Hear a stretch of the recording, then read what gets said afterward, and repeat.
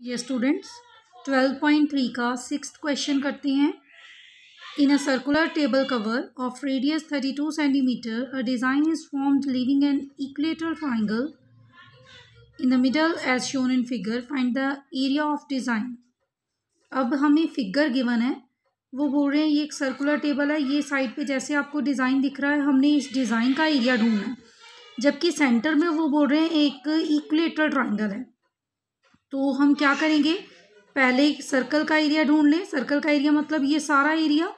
अगर मैं उसमें से इक्विलेटरल ट्राइंगल के एरिया को माइनस कर दूं तो आ जाएगा मेरे पास डिज़ाइन का एरिया। ठीक है। अब क्वेश्चन यहाँ पे ये है कि क्या हमें, हमारे पास सारी रिक्वायरमेंट्स हैं जो हमें चाहिए। मुझे गिवन है कि उस टेबल का रेडियस 32 सेंटीमीटर है, तो मैं एरिया ऑफ सर्कल ईजिली ढूंढ सकती हूँ। रेडियस मुझे गिवन है, ये चीज़ मुझे 32 सेंटीमीटर गिवन है। ठीक है, ये भी 32 होगी, ये भी तो रेडियस है उसका सर्कल का। तो मैं एरिया ऑफ सर्कल इजीली ढूंढ लूँगी। उसके बाद मैंने जो करना है, मुझे चाहिए area of equilateral triangle. Area of equilateral triangle में मैं कैसे ढूंढूंगी, मुझे एरिया ऑफ इक्विलेटरल ट्राइंगल का फॉर्मूला आता है √3/4 साइड स्क्वायर। अब साइड स्क्वायर का मतलब है साइड मुझे चाहिए इस ट्राइंगल की, ये चीज़ या फिर ये साइड, कोई भी, बट मेरे पास वो चीज़ नहीं है। पहले मुझे क्वेश्चन को इस तरीके से सॉल्व करना पड़ेगा कि मैं इस इक्विलेटरल ट्राइंगल की कोई एक साइड ढूंढ लूँगी। जब मुझे साइड मिल जाए फिर मैं इक्विलेटरल ट्राइंगल के फॉर्मूले में वैल्यू पुट करूँगी। सबसे पहले मैंने जितना समझाया उतना कर लें। एरिया ऑफ सर्कल निकाले पहले। ये मैंने रफ फिगर बनाई हुई है, इसमें देखो ये 32 सेंटीमीटर है, ये भी 32 है, तो मैं इसको ABC ट्राइंगल ही ले लेती हूँ। और ये सेंटर O, इस तरीके से पहले मैं एरिया ऑफ सर्कल ढूंढ लूँ जितना मुझे आता है। हाँ जी, देखो radius of circular table 32 given है। एरिया ऑफ सर्कल पहले निकाल लें, πr² एरिया ऑफ सर्कल का फॉर्मूला होता है। वैल्यूज़ पुट कर दूँ, आर्क का मतलब 32, स्क्वायर का मतलब 32 को 2 टाइम्स लिखेंगे। अब देखो कुछ कैंसिल तो हो नहीं रहा है, फिर मैं अगर कटिंग नहीं हो रही है तो ऊपर वाली टर्म्स को मैं मल्टीप्लाई कर दूँ। After multiplication we will get 22528/7 centimetre square. ये आ गया एरिया ऑफ सर्कल। अब मैंने एरिया ऑफ इक्विलेटरल ट्राइंगल ढूंढना है। इक्विलेटरल ट्राइंगल के लिए मैंने आपको बताया कि मुझे एक साइड चाहिए, तो साइड ढूंढने के लिए अब मैं क्या करूं, मैं यहाँ पे एक परपेंडिकुलर ड्रॉ कर रही हूँ। इसलिए अब थोड़ा सा हम ट्रिग्नोमेट्री को याद करेंगे और यहाँ पे यूज़ करेंगे। सबसे पहले तो इक्विलेटरल ट्राइंगल है तो ये एंगल 60 डिग्री होगा। अगर ये 60 डिग्री है तो यहाँ पे एंगल, पूरा एंगल बनेगा 120 डिग्री। ठीक है, 120 बनेगा। अब अगर मैं सेंटर में बिल्कुल एक परपेंडिकुलर ड्रॉ कर रही हूँ, यहाँ पे 90 डिग्री, परपेंडिकुलर मतलब 90 डिग्री परपेंडिकुलर ड्रॉ कर रही हूँ, इसका मतलब है पूरा एंगल 120 था, इसका हाफ एंगल 60 डिग्री होगा, ये एंगल 60 डिग्री होगा। अब यहाँ तक जो मैंने बोला है इसको हम लिखेंगे, कैसे लिखेंगे अब देखो।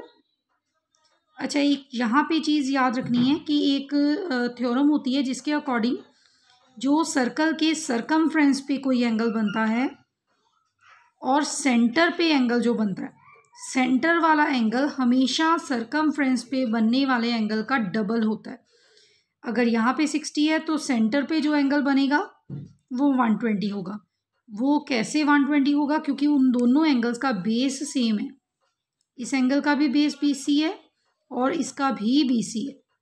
ठीक है, तो इसलिए ये एंगल डबल होगा 120। और अगर मैं इसका हाफ कर दूँ तो इधर वाला एंगल 60 डिग्री होगा।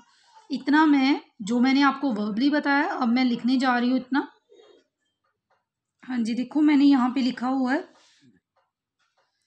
जॉइन OB और OC, परपेंडिकुलर ड्रॉ करो। उसके बाद मैंने साइड पे लिखा हुआ है कि एंगल 60 डिग्री था, ये 60 डिग्री है सरकमफ्रेंस पे बनने वाला एंगल, तो सेंटर पे बनने वाला एंगल उसका डबल होगा। मैंने यहाँ पे रीज़न लिखा है because angle subtended at the centre is double the angle subtended on the circumference.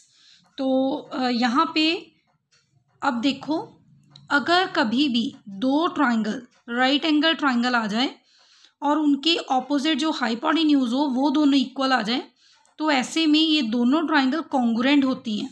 यहाँ पे मैंने लिखा है कि अगर ऐसे हो जाए बाय RHS क्राइटेरिया, तो दोनों ट्राइंगल क्या हो जाएंगी, कॉन्ग्रुएंट। अगर कॉन्ग्रुएंट होगी तो इसका मतलब है, कॉन्ग्रुएंसी का मतलब है कि अगर दो ट्राइंगल कॉन्ग्रुएंट होती हैं तो उसका हर पोर्शन आपस में इक्वल होता है। इसका मतलब है ये वाला एंगल और ये वाला एंगल आपस में इक्वल होगा। तो पूरा एंगल 120 था, तो इसका हाफ कितना होगा, 60 डिग्री। ऐसे आया ये 60 डिग्री। ये सारा मैंने ये 60 डिग्री करवाने के लिए किया।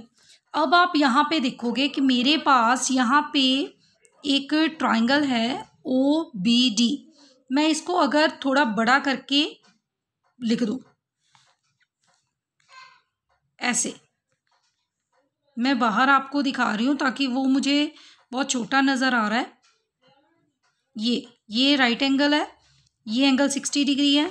अब मैंने ट्रिग्नोमेट्री यूज़ करके ये चीज़ निकालनी है और मुझे ये चीज़ पता है, इसका हाइपोटेन्यूज पता है, मैंने ये चीज़ निकालनी है। अब यहाँ पे आप देखोगे कि जो एंगल हमें गिवन होता है उस एंगल के ऑपोजिट हमेशा हम क्या रखते थे, उस एंगल के ऑपोजिट हमेशा मैं उसको परपेंडिकुलर मानती थी और उसके साथ वाली साइड को बेस मानती थी। ठीक है, अब मैंने परपेंडिकुलर इसका निकालना है। परपेंडिकुलर कैसे निकालें, मुझे हाइपोटेन्यूज गिवन है, परपेंडिकुलर मैंने निकालना है P/H। किसके थ्रू यूज होता है, P/H, क्योंकि मैंने यहाँ पे परपेंडिकुलर निकालना है। तो P/H किसके लिए था, साइन के लिए। साइन को यूज करके हम यहाँ पे BD फाइंड कर लें। ठीक है, जितना BD हमारे पास होगा उतना ही DC होगा। मैंने ये साइड निकालनी है ट्राइंगल की, तो उसके लिए मैं इतनी चीज़ निकाल लूँ, तो उसका डबल कर दूँ तो मेरे पास ये पूरी BC आ जाएगी। ये चीज़ मैं कर रही हूँ अभी, तो करते हैं। मैं यहाँ पे लिख रही हूँ, in right angled triangle OBD में मैं लूँगी sign 60 degree equals to P/H। P/H क्या होता है, साइन 60। P मेरे पास है BD और H मेरे पास है 32। साइन 60 मेरे पास है √3/2। ये मैं 32 इधर डिवाइड में उधर जाकर मल्टीप्लाई हो जाएगा, तो मेरे पास BD की वैल्यू आ जाएगी 32 √3/2, 16 √3 सेंटीमीटर। BD की वैल्यू आ गई। अगर BD आ गया तो BC मेरे पास BC आ जाएगा 2 × BD, क्योंकि मैं आपको बोल रही हूँ कि BD मेरे पास आ गया इतना 16 √3। मुझे चाहिए BC का मतलब मुझे इक्विलेटरल ट्राइंगल की एक साइड चाहिए। BC चाहिए तो मैं उसका डबल कर दूंगी BD का, ये आ जाएगा 32 √3 सेंटीमीटर। ये साइड आ गई। तो अब मैं क्या करूँगी, एरिया ऑफ इक्विलेटरल ट्राइंगल ढूंढ लूँ।